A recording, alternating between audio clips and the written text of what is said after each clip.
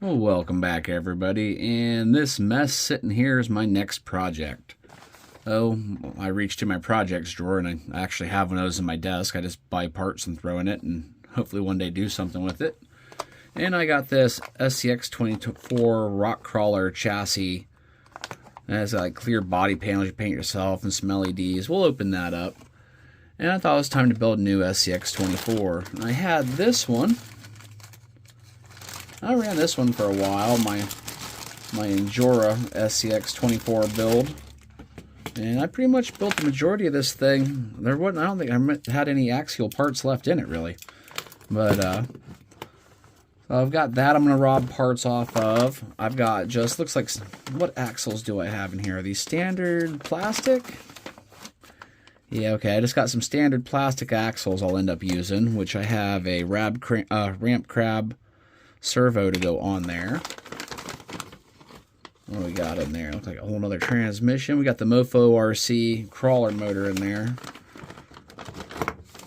And what wheels do we have here? Looks like, oh, we got some stock wheels off of maybe some kind of an SCX24 at some point. Nope, they're beadlocks, so definitely not from that. But we got these mudslingers, and these are on trio wheels with the brass. They got aluminum with the brass ring, so they got a decent amount of weight to them. And I'm sure I've got some aluminum or brass offset sitting around here somewhere. But we're going to use that stuff, push all that out of the way, and we're going to mix all that stuff together with this chassis. And I haven't opened this up yet. I saw some pictures on Amazon, ordered it, another one of my impulse buys.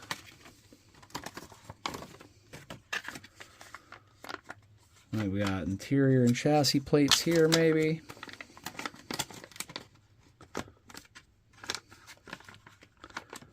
I'm stuck in there pretty good.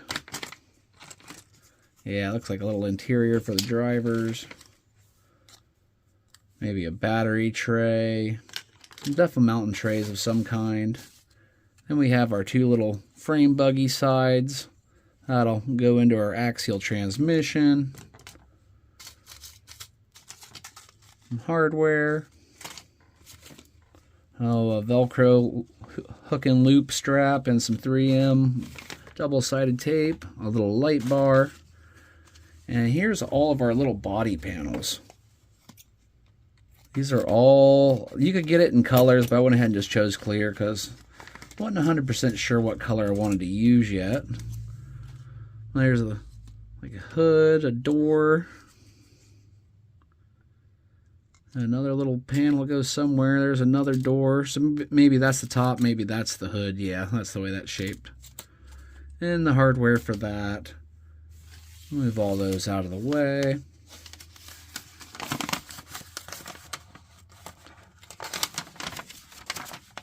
And here's our instructions. Pretty basic.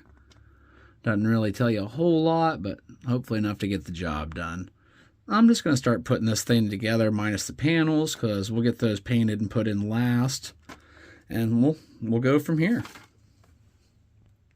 It went together in moments. Literally just follow the instructions. It'll have, you know, your M1-4, and then I'll give you the length, 6mm. Just take a millimeter ruler and double check beside your hardware, but you pretty much only have M4, you have 4mm, 6mm, and these other longer ones which I haven't measured. So if it's a short one, it's a 4. If it's the medium length, you're a 6. So that should speed you along a little bit. And it literally just pops together. All the parts that are supposed to slide together have like a little socket, and they just slide together, and then you run your screws in. So it was a real easy build, and it should cut down quite a bit from this, I'm hoping, from the weight, and it gives me a little bit wider stance on the body. I'm liking it so far. Oh, I see we got a mess going on back there. We'll get back to that in a minute. I wanted to get these body panels sprayed. You can see I have my array of Tamiya tapes, and I have a lot of different size ranges. And I have found that depending on what scale project you're working on or what you're looking for, it just pays off to have a lot of different tapes. So I've got everything taped off the way I want.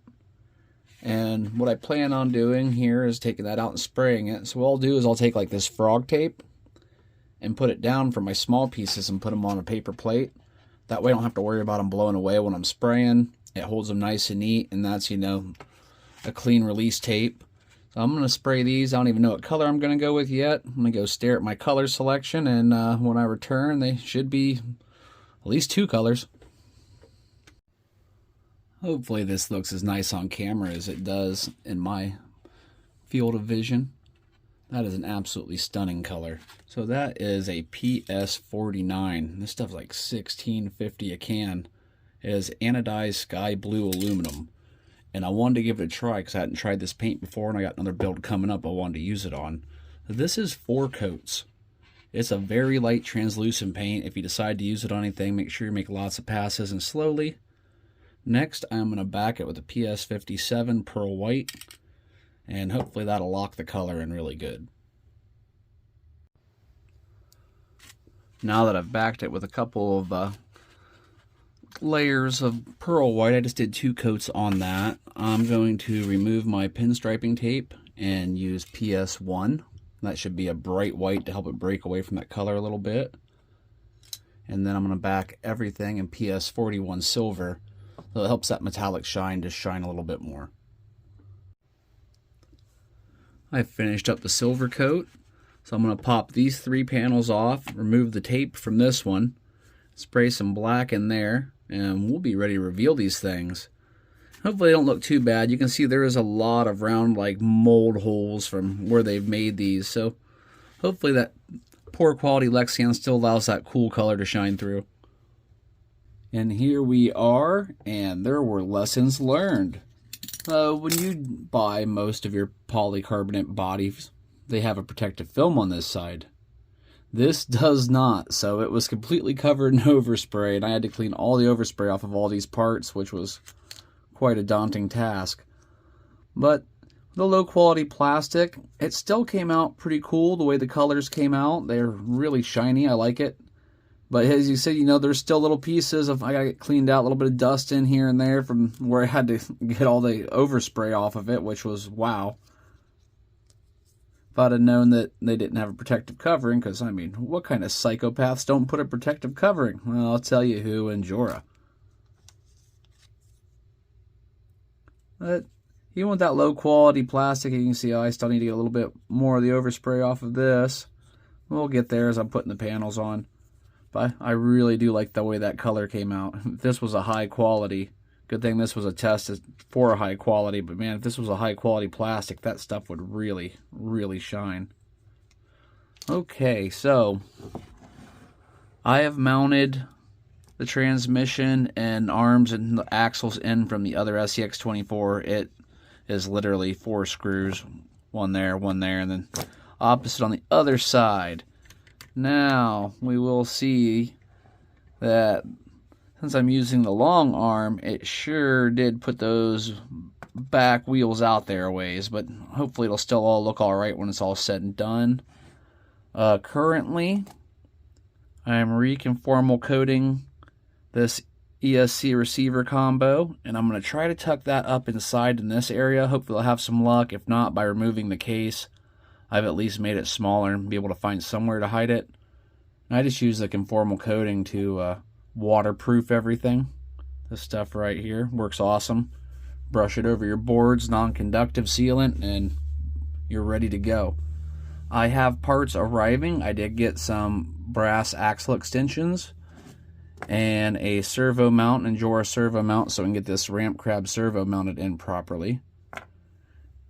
And when those come in the mail, which should be any time now, I will get back with you on that. And in the meantime, I'm going to try to get this light bar mounted up and finish off my receiver ESC combo. I was able to get my electronics mounted up under the front here. You can see them all back in here. I haven't mounted anything back down yet, so I was able to run a wire cable tie between the chassis underneath the hood so you can't see it, and that cable tied this down, and I ran an extension from the power lead back to here. This will be where you plug in at, and because of the difficulty at getting to the on and off switch now, I've just left it to on, and I plan on just plugging in the battery to power it up. But it's a tight fit. I think that's probably the best place I could find to store my electronics, and when everything's in full compression, they're not even close to being hit by drive shafts or anything. I've got plenty of clearance on my spur gear up there. I've got my cables pulled away. If you decide to go this route, it is a bit tricky pulling all your cables back and getting them tied up. I'm sure this one will give me a little bit of an issue too. And I have ordered some brass offsets and the Injora servo mount that has the place for the individual servo links like we have here instead of the wishbone Y connector deal. I'm going to get those out, get all this mounted up, and we're nearing the end. And here we are, together, running. Doesn't look too bad. So I'm going to goof around with this on the table here for a second just to kind of test everything out for you, but we'll have to do the first real run on another video. But man, look at that paint. That came out nice. So what I ended up doing was, remember last time you saw it in the previous clip, the rear shocks were leaned all the way up to right here.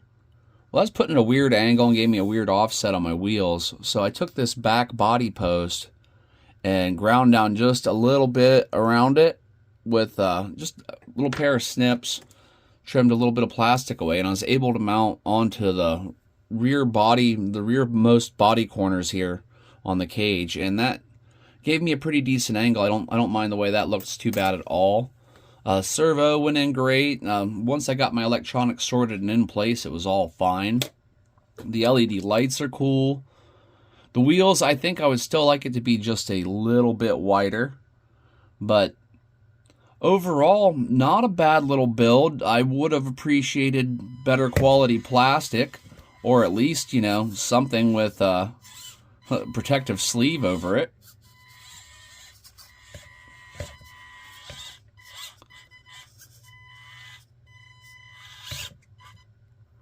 Well, as you can see, it's up and running.